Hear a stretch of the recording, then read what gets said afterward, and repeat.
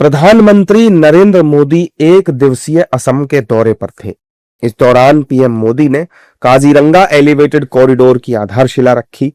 उन्होंने जनसभा को भी संबोधित किया और कहा कि कांग्रेस ने असम की मिट्टी को घुसपैठियों को सौंप दिया था। इनकी सरकार के दौरान असम में घुसपैठ बढ़ती गई। कांग्रेस को असम के इतिहास, संस्कृति और आस्था से कोई सरोकार नहीं था। कांग्रेस ने दशकों तक असम में सरकारें बनाई। इस दौरान लगातार घुसपैठ बढ़ती गई। और इन लोगों ने, घुसपैठियों ने क्या किया? इनको असम के इतिहास, यहां की संस्कृति, हमारी आस्था से कोई सरोकार नहीं था। इसलिए उन्होंने जगह जगह कब्जे किए। घुसपैठ के कारण एनिमल कॉरिडोर के कब्जे हुए, अवैध शिकार को बढ़ावा मिला, तस्करी और अन्य अपराध भी बढ़े।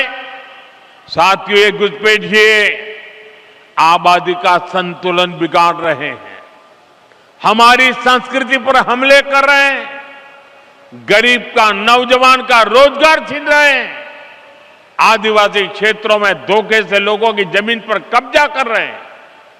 ये असम और देश की सुरक्षा दोनों के लिए बहुत बड़ा खतरा है।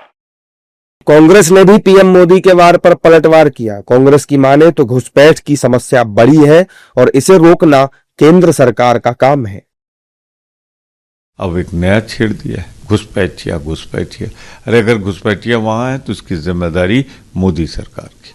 सीमा की सुरक्षा करने की जिम्मेदारी उनकी है और घुसपैठिए अभी तक बने पड़े हुए आ रहे हैं। तो घुसपैठिए झारखंड, दिल्ली और बिहार के कहाँ गए? बिहार में एफआईआर कराने का एक बड़ा तर्क यह था कि घुसपैठियों को चिन्हित किया जाएगा, निकाला जाएगा। कितने निकले?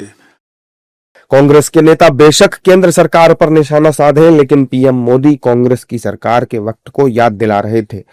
दरअसल पीएम मोदी ने 6,957 करोड़ रुपए के जिस काजीरंगा एलिवेटेड कॉरिडोर की आधारशिला रखी है, उसका मकसद ट्रैफिक जाम को कम करना और यूनेस्को विश्व धरोहर स्थल के आसपास वन्य जीवों की रक्षा करना है।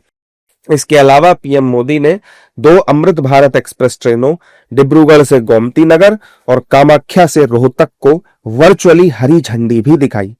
इस बीच कांग्रेस पर किया गया उनका यह हमला चर्चा में है।